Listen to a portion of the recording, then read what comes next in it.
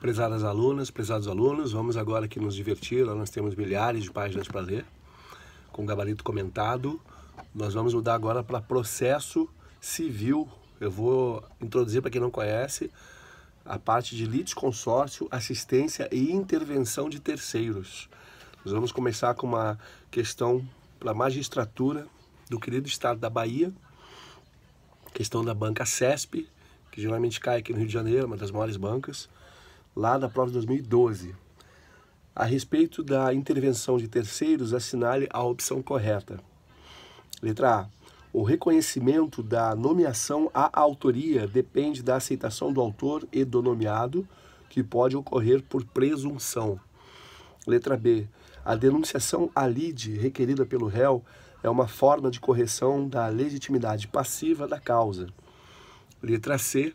O litisconsórcio e a assistência são modalidades previstas pelo CPC, Código de Processo Civil, como forma de ingresso no processo definida como intervenção de terceiros.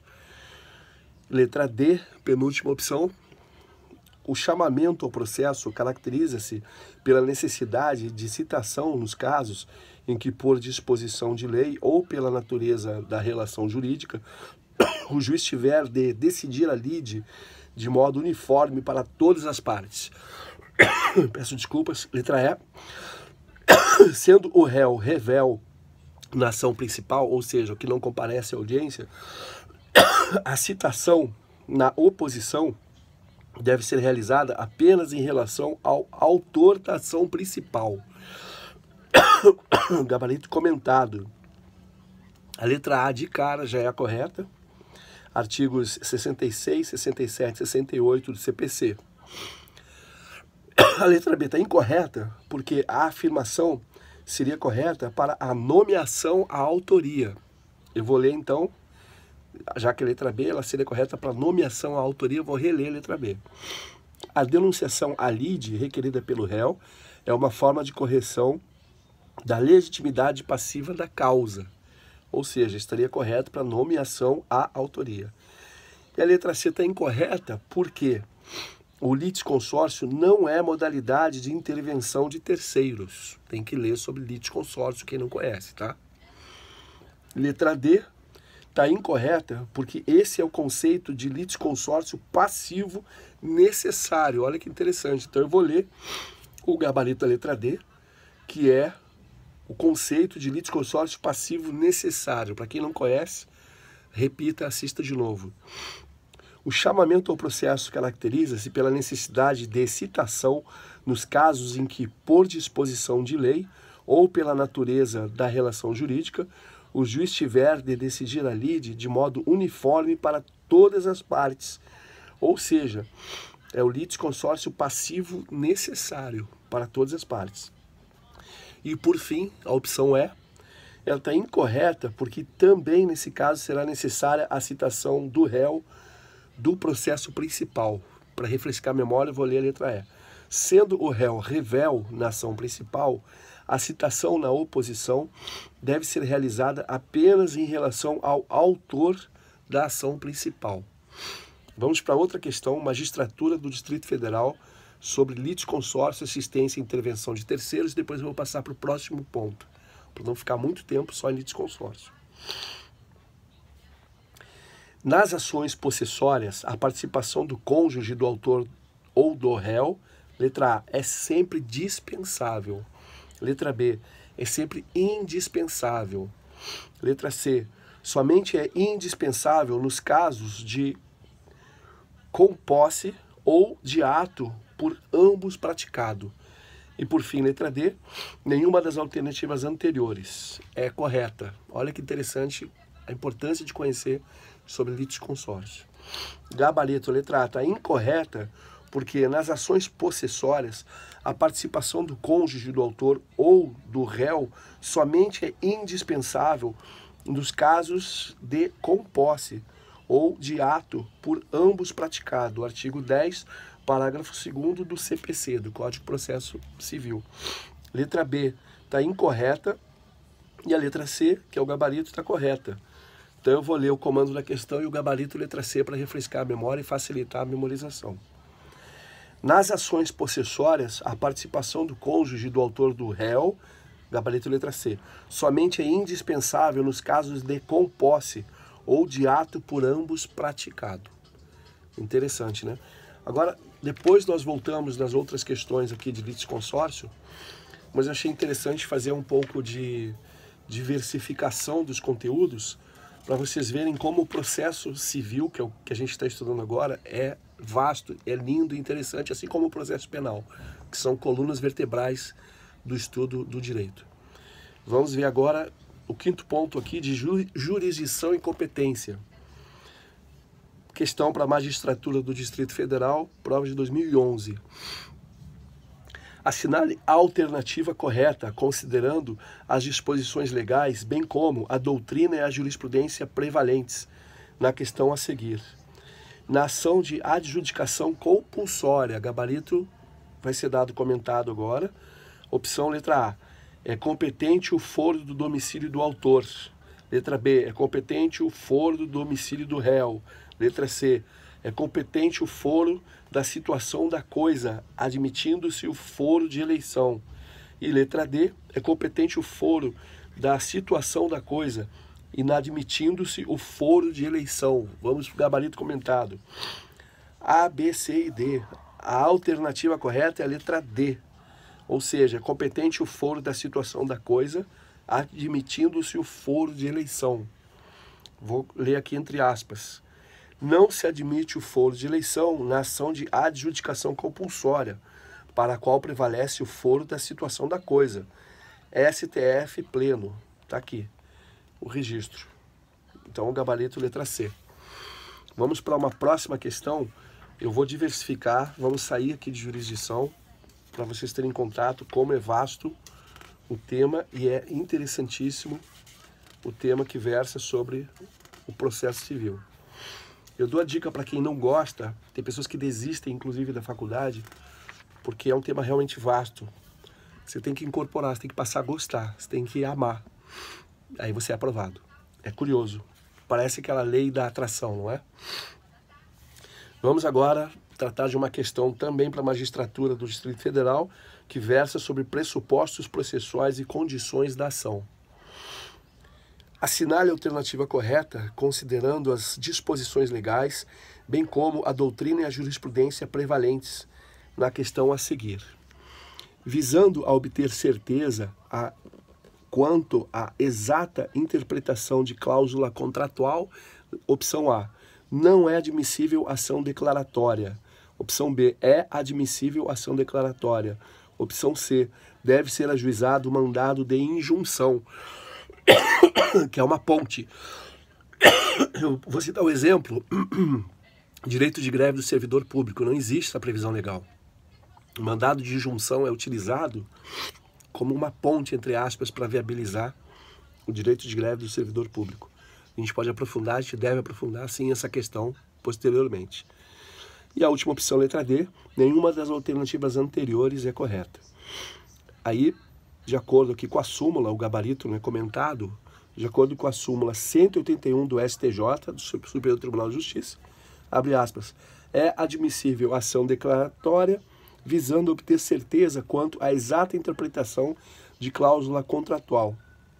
Então, a letra B, é admissível ação declaratória, é o gabarito para a questão. Assinale a alternativa correta, considerando as disposições legais, bem como a doutrina e a jurisprudência prevalentes na questão a seguir. A obter certeza quanto à exata interpretação de cláusula contratual. Gabarito letra B, é admissível ação declaratória. É interessante, vamos ler depois os tipos de ação, vamos aprofundar isso também. Agora, são várias questões, eu vou partir para um outro exercício, de formação, suspensão e extinção do processo, nulidades, dentro de processo civil. Novamente, questão para a magistratura do Distrito Federal.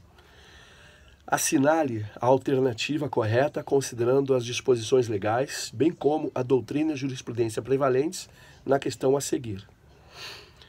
Consoante o artigo 267, inciso 3º do Código de Processo Civil, abre aspas, extingue-se o processo sem resolução do mérito, quando, por não promover os atos e diligências que lhe competir, o autor abandonar a causa por mais de 30 dias, fecha aspas. Proposta ação, citado o réu, o autor não promove os atos e diligências que lhe competem, abandonando a causa por mais de 30 dias. Neste caso, opção A. Cabe ao juiz de ofício proferir sentença de extinção do processo sem julgamento do mérito, independentemente de intimação prévia pessoal do autor para suprir a falta em 48 horas. Opção B. Cabe ao juiz, a requerimento do réu, proferir sentença de extinção do processo sem julgamento do mérito, independentemente de intimação prévia pessoal do autor para suprir a falta em 48 horas. Olha o cheiro de resposta, já que está repetindo. Nas outras duas questões, opções, também tem esse 48 horas. Vamos ver que interessante aqui. O braço começa a endurecer, mas vamos lá. Opção C. Cabe ao juiz de ofício proferir sentença de extinção do processo sem julgamento do mérito, se o autor intimado, prévia e pessoalmente, não suprir a falta em 48 horas. E a última opção, letra D.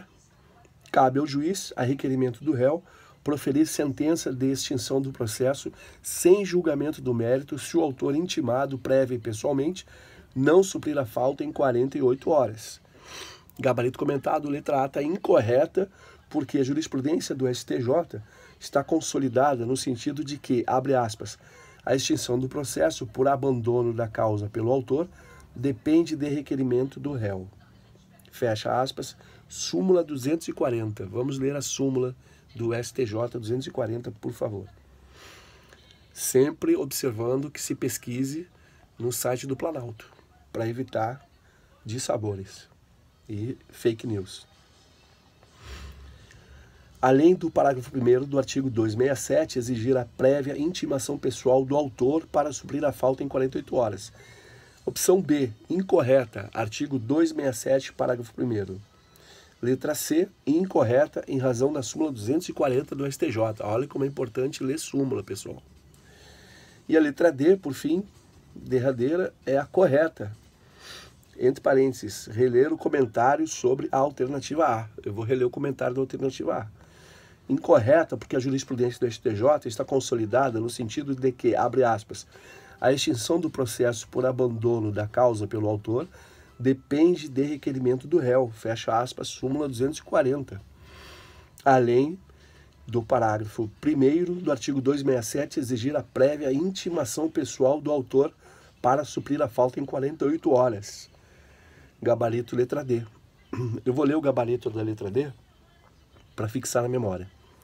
Cabe ao juiz, a requerimento do réu, proferir sentença de extinção do processo sem julgamento do mérito, se o autor intimado prévia e pessoalmente não suprir a falta em 48 horas. Nós temos outras questões aqui também de magistratura do Espírito Santo, de Pernambuco, mas eu vou mudar, depois eu volto nas questões de competência, porque eu acho interessante também a gente fazer um sobrevoo, já que o processo civil é vasto. Olha que interessante o desmembramento aqui, ó, né? O 9º item, processo de conhecimento, ritos sumário e ordinário. 9.1, petição inicial. Então vamos fazer uma questão aqui da magistratura do Ceará, Banca CESP, importantíssima, prova de 2012. Acerca dos requisitos de petição inicial, da contestação e das medidas cautelares, assinale a opção correta, letra A. Considere que João, citado, apresentasse em juízo para se defender em ação ordinária proposta por Carlos, deixe escoar o prazo sem apresentar qualquer manifestação processual e que 4 dias após o encerramento do termo, protocole contestação por meio de defensor público. Nessa situação hipotética, sendo concedido à Defensoria Pública prazo dobrado para responder à defesa do réu, deverá ser aceita como tempestiva, ou seja, tempestiva é dentro do prazo, para quem não conhece o juridiquês. Letra B. No que se refere aos requisitos intrínsecos e extrínsecos da petição inicial, prevalece o entendimento de que no CPC, Código de Processo Civil, se adota a teoria da substanciação, ou seja, exige-se que o autor formule sua pretensão ao juízo de forma clara, narrando o fato gerador do seu alegado direito e os fundamentos jurídicos do pedido. Opção C. O pedido, como requisito essencial da petição inicial, revela aquilo que a parte deseja obter com a demanda. Por essa razão, não se deve extraí-lo de tudo que se argumentou na inicial, mas exclusivamente do capítulo especial comumente denominado dos pedidos. Penúltima opção, letra D. Considere que Maria e Décio, companheiros por vários anos, com 2 filhos em comum, resolvam propor ação de reconhecimento e dissolução da união estável, e que depois, inconformado com o fim do relacionamento e com a provável partilha do patrimônio comum, Décio passe a estragar os bens da família, como móveis, eletrodomésticos e obras de arte. Nessa situação hipotética, Maria poderá utilizar-se do provimento cautelar denominado arresto para tolher as atitudes de Décio. Tomara que ele não pratique feminicídio, né? Que hoje em dia está uma epidemia, lamentavelmente. Opção E. Dada a busca da simplicidade e celeridade processual, é vedado ao réu, no rito sumaríssimo dos juizados especiais, deduzir pedido contra o autor.